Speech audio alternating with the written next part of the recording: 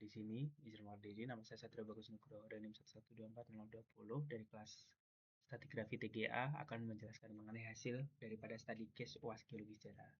Oke, langsung aja. Yang pertama yaitu pada case 1.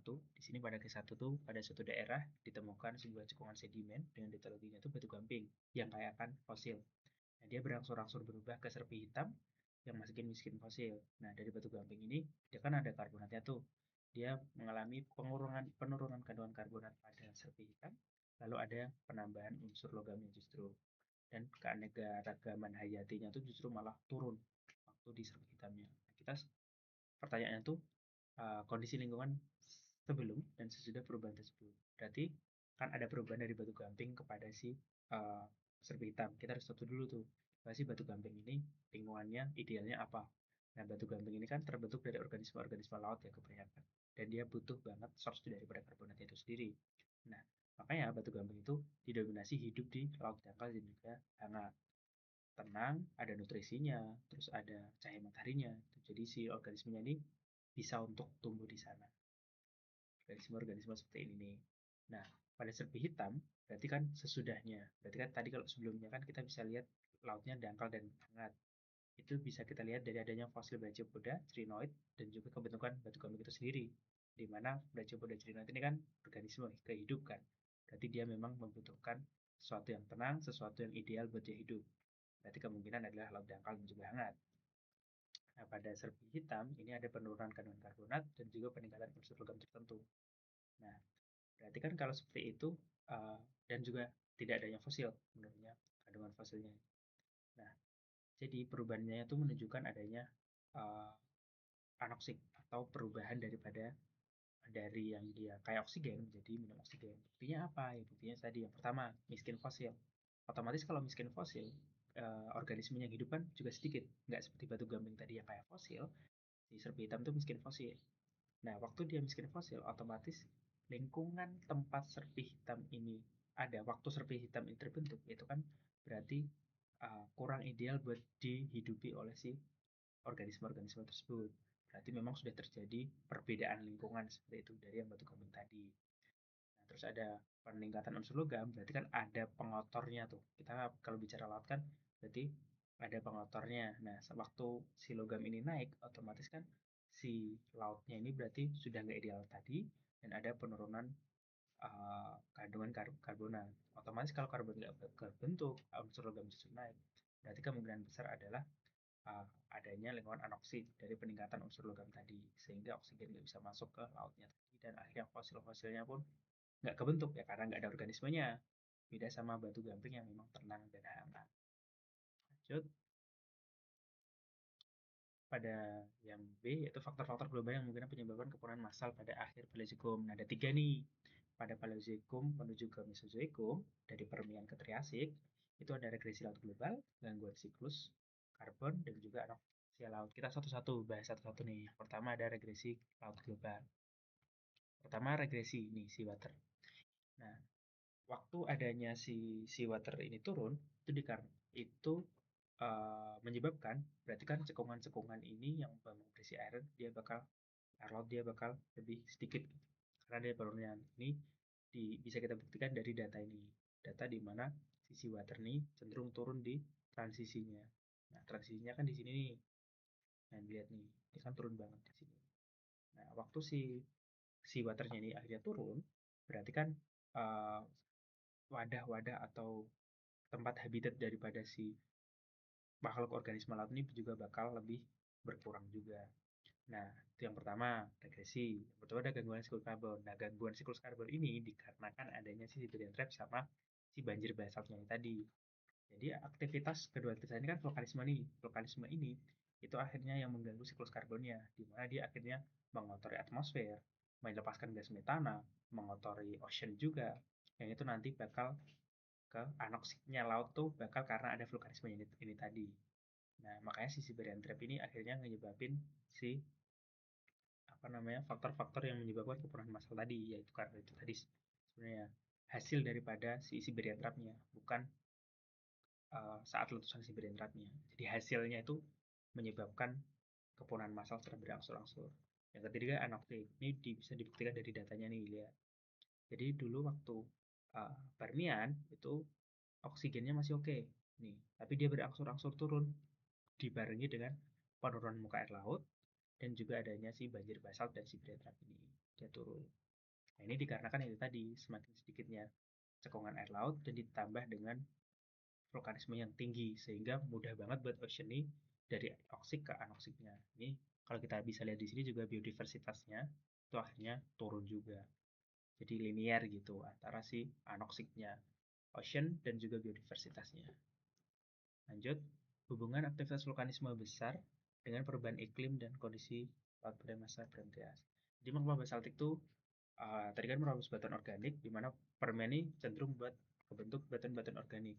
Nah, dia tuh sehingga gas CO2 dan gas rumah kaca tambahan berupa gas metan itu melepas. Nah, jadi waktu ada Siberian Trap ini tadi, vulkanisme kan meninggi. Hasil daripada Siberian Trap berupa gas metana, terus ada CO2, abu itu mengotori atmosfer.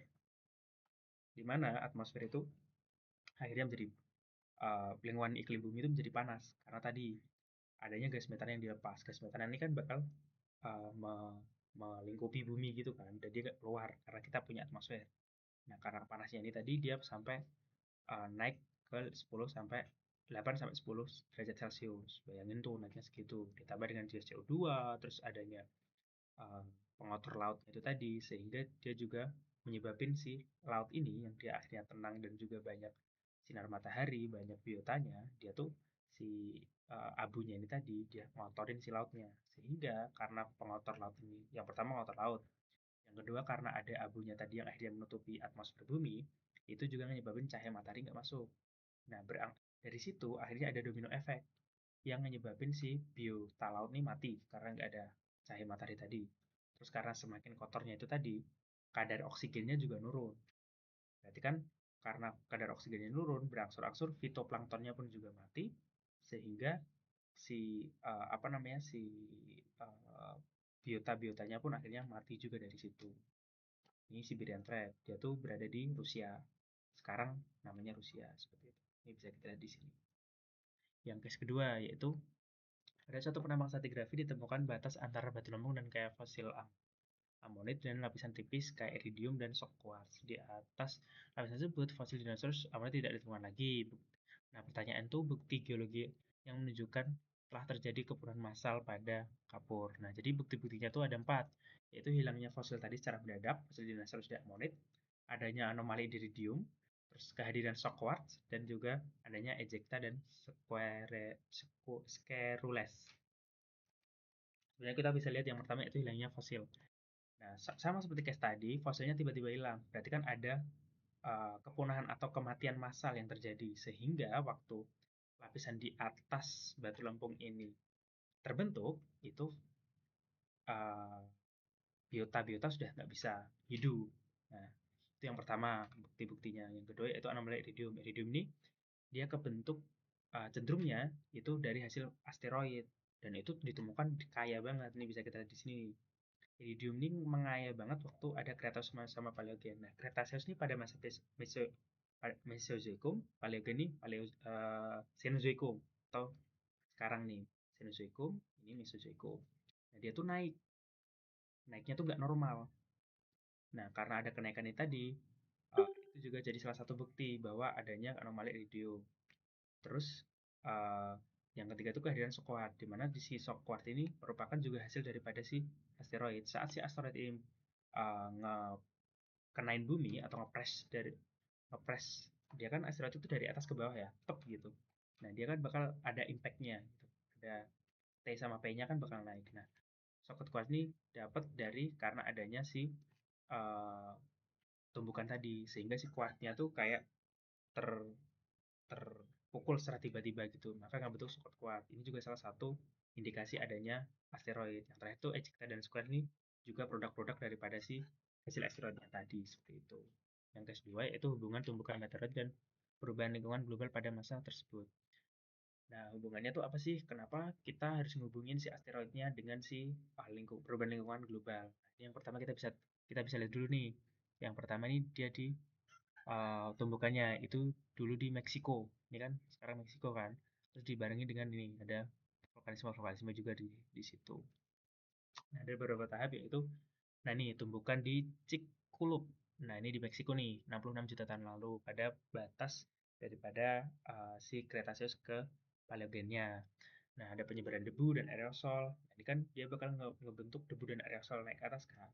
Nah, karena adanya banyak banget debu dan aerosol ditambah sama ini, vulkanisme ini juga, dia bakal ngebentuk impact winter. Impact winter tuh artinya berarti ada musim dingin tiba-tiba. Kenapa sih ada musim dingin ya? Karena ini tadi debu dan aerosolnya nutupin langit, nutupin atmosfer, sehingga cahaya matahari nggak masuk, di dalam jadi dingin. Nah, terus ada hujan asam dan makasan laut. Nah, ini karena ada sulfurnya tadi. Waktu sulfur ini menguap ke atas, ini bakal waktu turun dia kan bakal mengotori sama si hujannya nih. Dia waktu turun dia bakal jadi si apa namanya uh, hujan asam dan itu matiin si produksi karbonat dan juga fitoplankton tadi akhirnya mati. Terus akhirnya turun semua tuh berangsur-angsur turun uh, organisme besar seperti dinosaurus, non-aves, amonid dan lain-lain itu akhirnya turun dan kepunahan ini menyebabkan 75% spesies bumi mengalami kapur punah kata badas kapur. Nah, kita bisa lihat di sini juga nih, lihat waktu di sini ini masih banyak banget biota-biotanya. Waktu dia udah naik, dia tiba-tiba ada perbedaan banget. Ada perbedaan jauh kan dari sini ke sini. Nah, itu salah satunya. Dengan di bareng ini ada lapili-lapili, terus Sphereus juga. Sphereus tadi kan hasil daripada si tumbukan asteroidnya tadi. Sehingga ya ini bisa indikasi berarti kalau di batas ini merupakan batas antara Cretaceous dan juga Paleogen tadi seperti itu. Lalu yang case ketiga, maaf salah. Case ketiga itu seorang geochemistry isotop 18 dengan tekanan parameter laut pada intibur sedimen samudra. Lalu menunjukkan nilai lapangan meningkat pada interval tertentu, kemudian menurun pada lapisan yang lebih muda. Data tambahan menunjukkan pada interval dengan nilai lapangan tinggi mengandung indikasi perkembangan lambang es dan juga interval lapangan merendah pada kondisi lebih hangat. Jadi interval 18 itu kondisi airnya lebih hangat, kondisi 18 tinggi itu berarti esnya uh, naik gitu.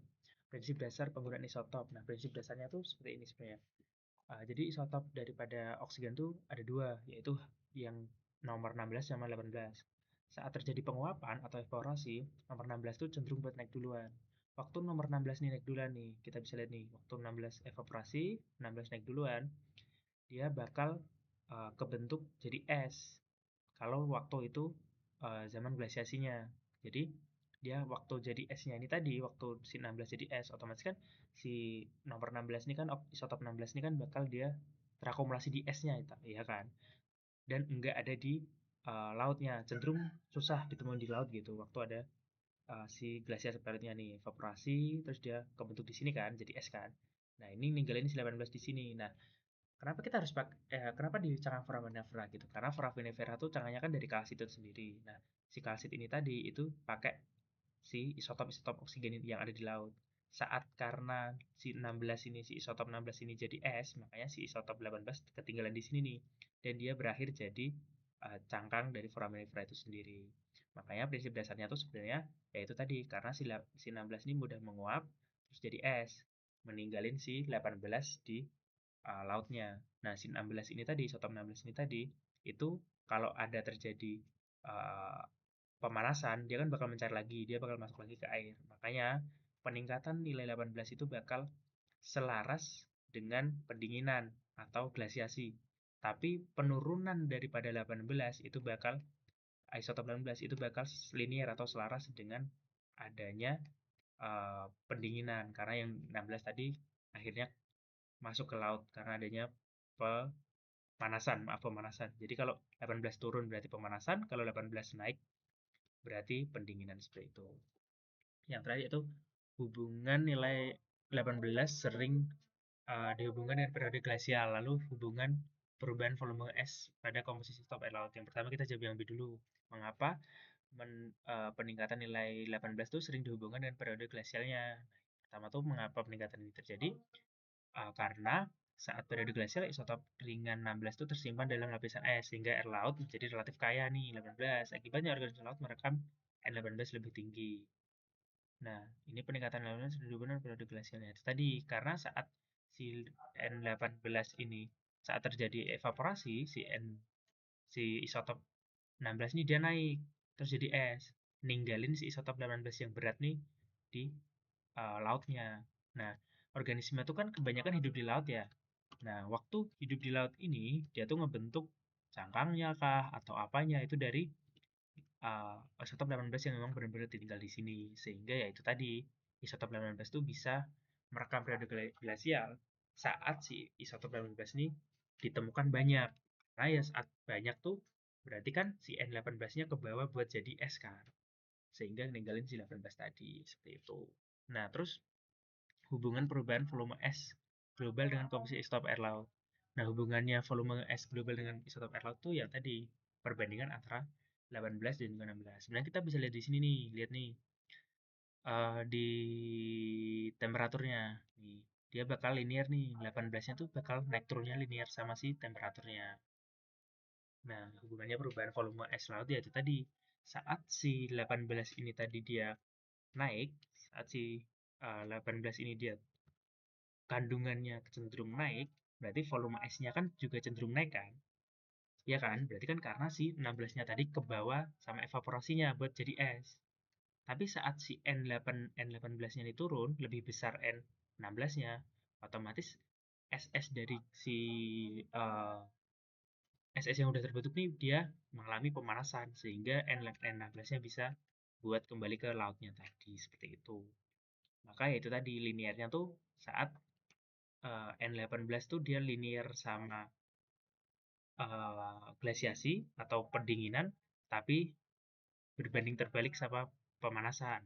Berbeda sama N16. N16 tuh berbanding terbalik sama pendinginan, karena saat dingin dia bakal terakumulasi di es, dan ninggalin si lautnya, dan bakal berbanding lurus sama si pemanasan. Karena saat pemanasan dia bisa lepas dari esnya dan masuk ke lautnya seperti itu. Ini tabel yang diagram yang menunjukkan naik turunnya nih di temperatur sama isotop 18-nya kan yang bersama nih.